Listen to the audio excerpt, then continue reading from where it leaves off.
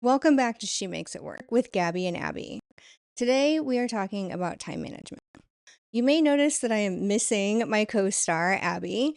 This week she is in Austin for Texas Streaming, where she is speaking, which is very exciting. That also means that I get to talk to you all about time management, which is, as always, one of my favorite topics. You may be wondering why I should be talking to anybody about time management. And the reason is that I am considered to be very productive by everybody who knows me, and especially the people who work with me.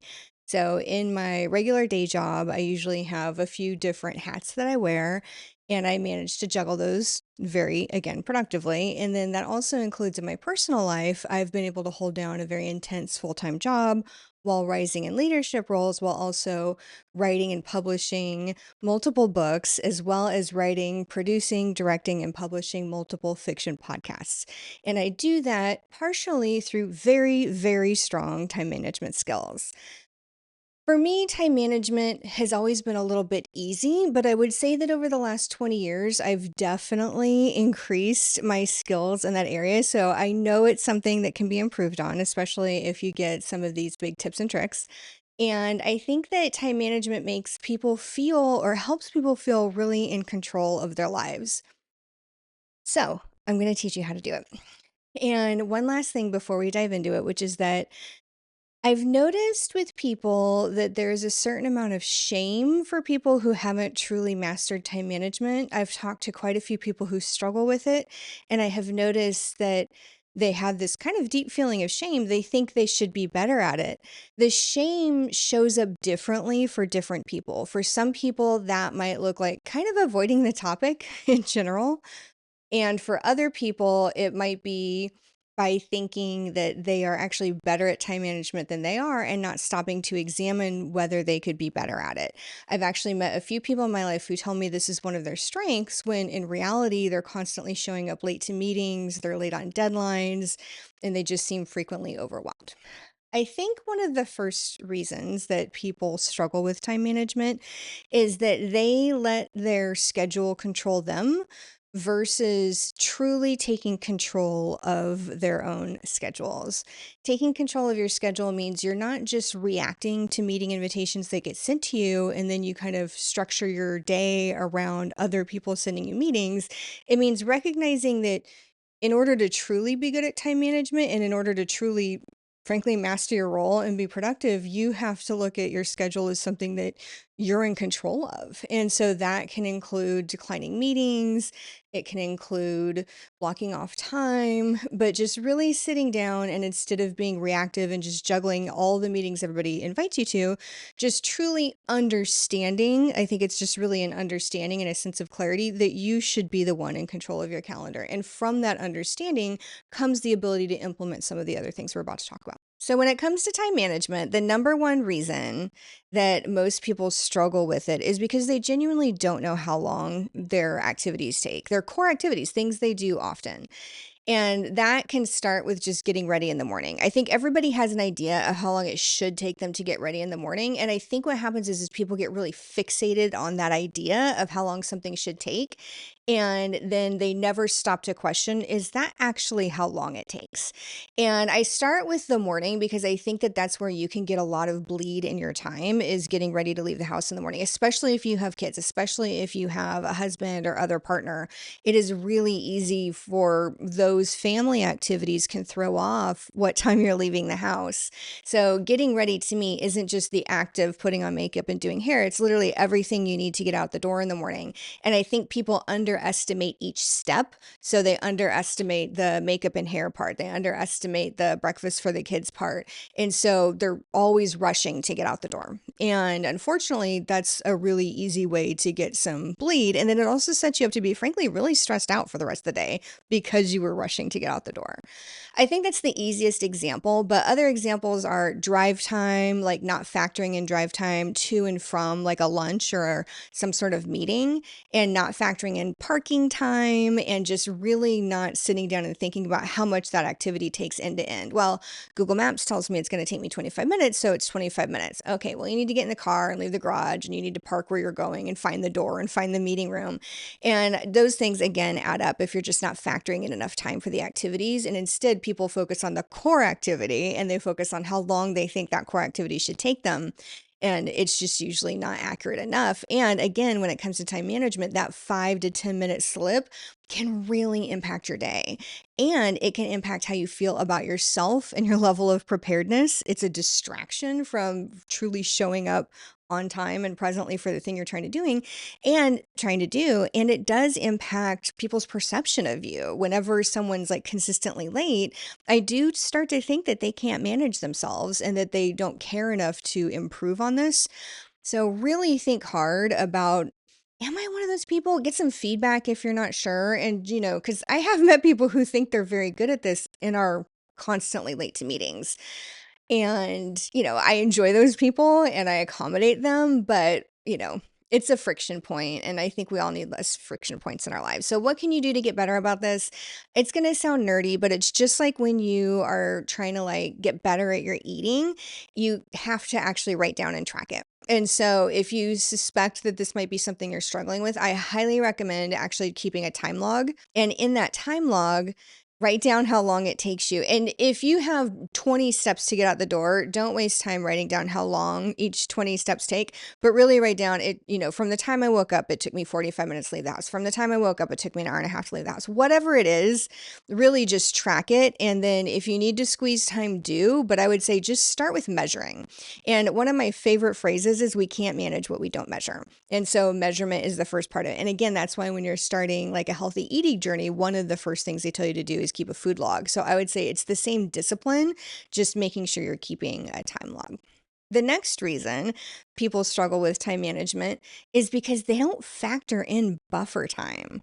Buffer time is huge because things are going to happen. You're not going to perfectly hit how long something takes every single time.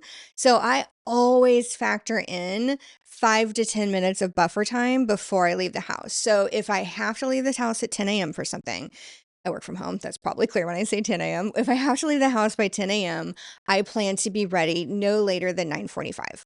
And that is in case something happens that slightly delays me leaving the house, or it's in case something slightly delays me on the way or when I get to my destination. So what that means is I set 10 a.m. as a no later than time for leaving, for example. And if I'm ready at 9:45 and I can walk out the door, I do. And so that buffer time then allows me to be early. I'm famously early for a lot of things. And here's a little tip about being early. Don't make it someone else's problem. Just like you don't want to make being late someone else's problem, you do not want to make being early someone else's problem. So a lot of times when I'm early, I don't even tell people because I don't want to rush them. I don't want to pressure them. That's just my own thing.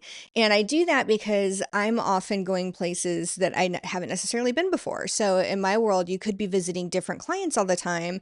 They always have weird parking. They always have weird security. And whenever I'm in these meetings, I'm always shocked at how many people don't factor in extra time for the unknowns of entering a new building because they're all different. Like it might be a parking garage where you have a ticket, and then leaving, you might have a parking attendant where you have to pay and you might have to wait in a line. You need to factor those times in too for leaving that meeting to go to your next meeting or to go to your destination. So as much as possible, build in buffer time. And another example of buffer time is that if I am going somewhere, let's say it's a breakfast meeting, a lunch meeting, or a client meeting, or just a meeting at a building, I always try to not schedule a meeting, not just directly after that, but within 25 minutes. So let's say it should take me 25 minutes to drive home from wherever it is. I'm not scheduling my next meeting to start 25 minutes later as much as possible, right? And again, this goes back to you have to understand that you have control of your schedule in order to feel empowered and enabled to implement this, because you have to genuinely feel like you have the right to manage your schedule in a way that you can show up successfully. So just sit with that for a minute. You have to be able to manage your schedule so that you can show up successfully and show up well. And for me, I don't show up well. I don't feel comfortable if I'm running in 2 minutes late or I'm flustered because I parked in my garage and I have to run into my home office to get dialed into the meeting. That's not good. And so, is like I said, as much as possible, I try and schedule a larger buffer when I'm driving back from somewhere in the Metroplex to try and get to a meeting on time. Related to estimation and buffers, if you work from home, for example, and you're going somewhere during the Metroplex during the business day, or any Metroplex, I'm not saying this specific to where I am, but just anywhere that has traffic, or if you're just going somewhere that you're less familiar with, even if you do not work from home and you leave your house frequently, unlike me, it's still good to make sure that you're estimating your drive time based on a traffic drive time versus a no traffic drive time. An example of this is I was having a breakfast meeting with one of my direct reports and one of her direct reports, and we were in an area of town that I personally don't normally go to. But I scheduled my buffer time, I did all the things, and I was there, as always, a few minutes early. She was there on time. So we sat down, and then we got a text message from her direct, and he was running late. And he was running late because he had looked at the drive time estimate when there was no traffic instead of looking when it was morning rush hour traffic during a workday. So he ended up being 25 to 35 minutes late for our breakfast meeting, which is really unfortunate. It was a really good opportunity to get FaceTime with his leadership. And I had gone out of my way to schedule this breakfast with him because he was feeling just a little insecure about a few things and needed just a little extra attention. So the whole point of the meeting was for me to be able to connect with him and give him some of this reassurance he was looking for and to really take care of him as a part of my team. So it's just really, I felt really bad for him because he was worried and stressed at showing up late and he was frazzled. And I could tell it kept him from being fully present in the moment. But also, he missed out on 30 minutes of being able to just kind of casually talk because, of course, we all had client meetings after that. So we still had to end the breakfast on time and leave on time. So we didn't get as much time together as we wanted. And that's not something I held against him, but I just felt bad for him. I'm like, if I were in his shoes, I would feel stressed and I'd feel bummed and I would kind of worry about the optics of how I was showing up to my leadership. And I reassured him it was fine, but that just stays with me as an example of just really, plan for how long it takes to do something at the time you'll be doing it. The next issue I see quite frequently with people in time management, I would say with some people, is just trying to do too many things. You're really trying to do too much. You're overcommitted. You're trying to squeeze everything in. And at some point, it's just not possible. And it also becomes more stress than it's worth. And that's coming from me, where I pride myself on also doing too much. I love it. I love being busy. I had to accept that I wasn't my best self when I was overcommitted, and again, use that feeling of empowerment to take charge of my schedule. Because what I would do when I was overcommitted is I would just try and get more and more and more perfect at the scheduling and the time management and all the other tips I'm giving you. When at some point you just have to recognize this is too much. This is too much I'm trying to squeeze into one day. And that is a symptom of overcommitment, but it can also be a symptom of poor prioritization, which is what I see with some folks in my life and some people I work with, which is that it's not just that they're overcommitted, it's just that they're trying to do everything and they're trying to do everything at a certain level of quality that just isn't feasible with the available hours in the day. And again, that leads to stress and burnout because you can only be super crisp and controlling about your schedule for so long before it really starts to wear on you and wear on the people around you. And again, I've been guilty of that repeatedly, which is making my overscheduling someone else's problem. Not because I'm flaky or anything like that, but just because I do have to be really crisp about start and end times because I'm constantly having to move on to the next thing.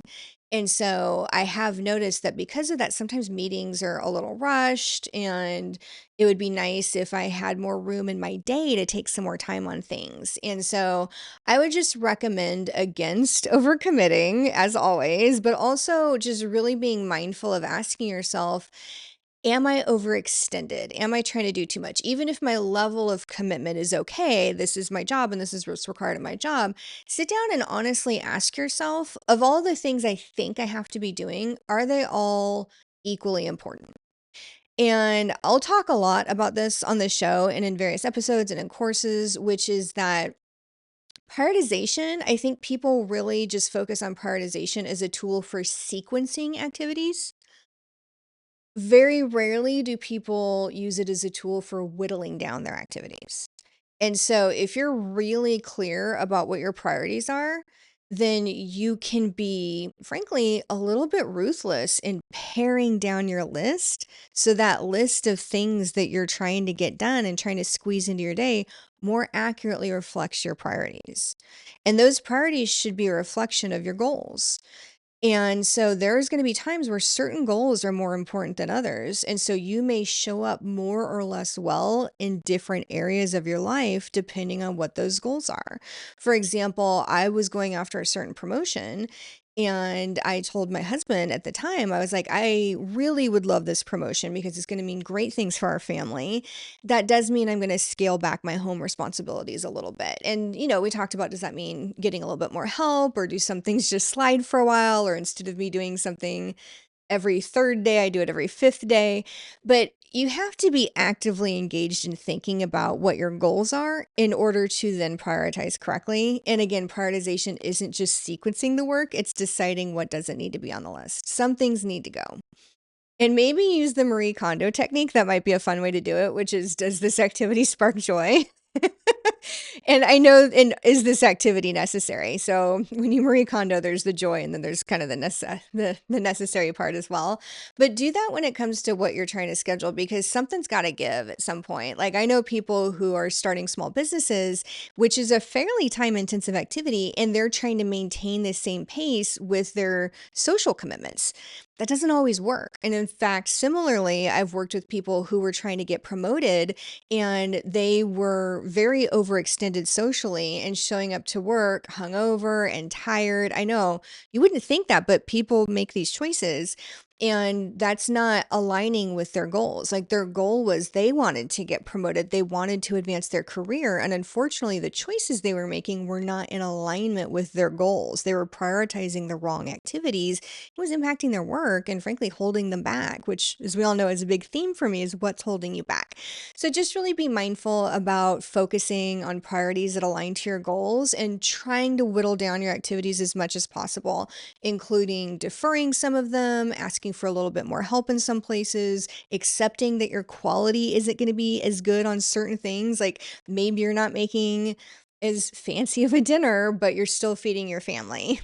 And that's a way to kind of lighten the load a little bit. Or if it comes to your work activities, let's say that you are a highly driven person with high standards, sometimes it means accepting, hey, whereas I normally try to hit like a 9 on a scale of 1 to 10 of quality on this deliverable, I'm going to have to be okay with a 7. And everybody around me is going to be okay with that too, because I'm the only one holding myself to this standard anyway.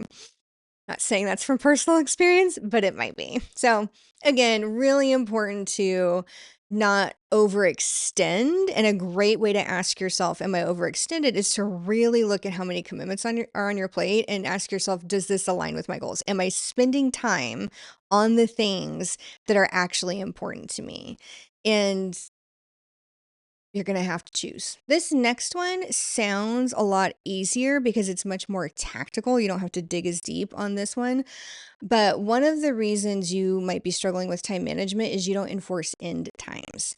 And I see that happen so much. And it's a little bit easier.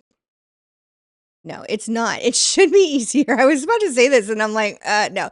You'd think it was easier with like structured and scheduled meetings at work, but I can't tell you how when I leave my little bubble of my client and my direct team and I go to other people's meetings, I am shocked at how lackadaisical they are about time. And so for you, if you're really focused on time management, you need to enforce your own end times. It's actually a little bit harder when you're running the meeting. Again, you wouldn't think it is, but that will lead into my next tip after this one.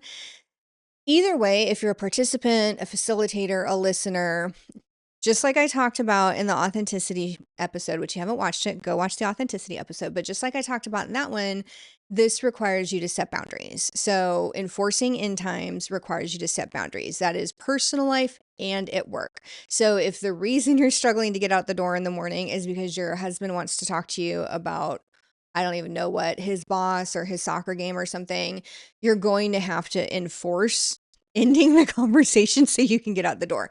If you're in meetings at work and the facilitators let those meetings run over, you're going to have to enforce your own end time. And you can say, I have a hard stop, I need to drop. And if they try and talk to you, just be like, let's catch up later and hang up.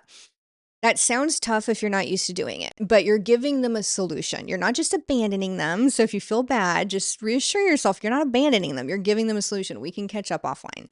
Just leave the meeting. It's the best for you. And that last 5 minutes that they want to talk to you about, you're not going to be paying attention anyway because you're going to be stressed about the meeting that you're late for. So again, just enforce those end times at work, in the meetings you're in, and with your personal life as well. Like I'll have people come over for a meeting at my house, like friends, family, whatever, and they're not telling me what their end time is. And it always cracks me up, and then they'll be like, oh my gosh, I'm 30 minutes late for a call. And I'm like, oh my gosh, like, like they just lost track of time. So the losing track of time, and then my point about if you're the facilitator, this can be harder, does lead me into my next point about time management, which is a lot of people have poor time sense. And that took me a while to learn because I have a very sharply honed time sense. I think I always had a good sense of time. And then as I was working and again, overcommitting and trying to do too much, I really had to be regimented about my time and focused on how much time it is. So time sense is an understanding of how much time has passed, just a gut feel for how much time has passed. And when I'm really on my game and really focused on this at any time of day, even in my personal life, like the workday's over, it's like 4 hours, I haven't been working, I can still tell you regularly what time it is without checking a clock and be right within a couple minutes. And the only reason I'm telling you that is because I didn't realize other people didn't have that time sense until probably, I don't even know, like maybe 10 years ago. I finally realized, oh, other people, it's not that they know and they're choosing to ignore it and keep talking because it'll be like 5 minutes before the end of the meeting. I'm like, why are they still talking? It's time to wrap up. How do they not know that? And they don't know it's 5 minutes left to the meeting. So this is a great skill to hone as the meeting facilitator, which is to either set a silent, unobtrusive alert or alarm on your computer that'll pop up and tell you there's 5 minutes left. Or if you have like a team that you're working with, you can ask someone to keep an eye on the time for you and with you. It's another way to do it if you're not comfortable, like even having that distraction while you're facilitating.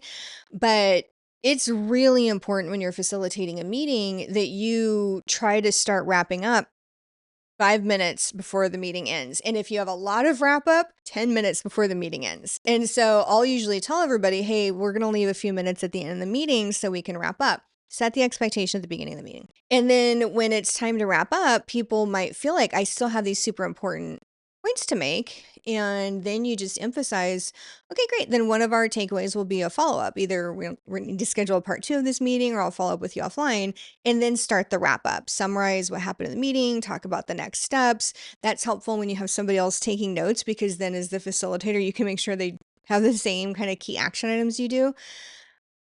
Yeah, either way, 5 minutes before the end of the meeting, wrap it up and have something, some system in place so that you're not relying on your own time sense for that. Because again, a lot of people genuinely don't have that strong of a time sense. Really, the more you have that understanding of how long things actually take, the better your time sense gets because you can then understand how much time has passed based on how long those activities tend to take, if that makes sense.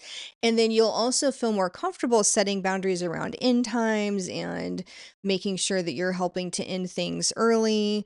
And all of that is so much easier when you really genuinely accept in your heart that you should be in control of your schedule and not let your schedule control you. So I'm just going to go back to that because I genuinely think that's the foundation of all of this is having that understanding and then empowering yourself to use these different techniques to manage that time so that you can then be better at time management. I hope this helped. As always, I will be writing an infographic that you can click the link in the description box, either of the podcast episode or in the YouTube video, that'll take you to our website with instructions on how to download the infographic. So thank you so much for joining me today on She Makes It Work. Time management is one of my favorite topics. Feel free to ask me tons and tons of questions, either in the comments or go to our website and send us an email. I love this topic, and let me know if there's anything else on this topic that would be helpful. Otherwise, look forward to an upcoming episode about productivity in general. Thank you so much. Okay, bye.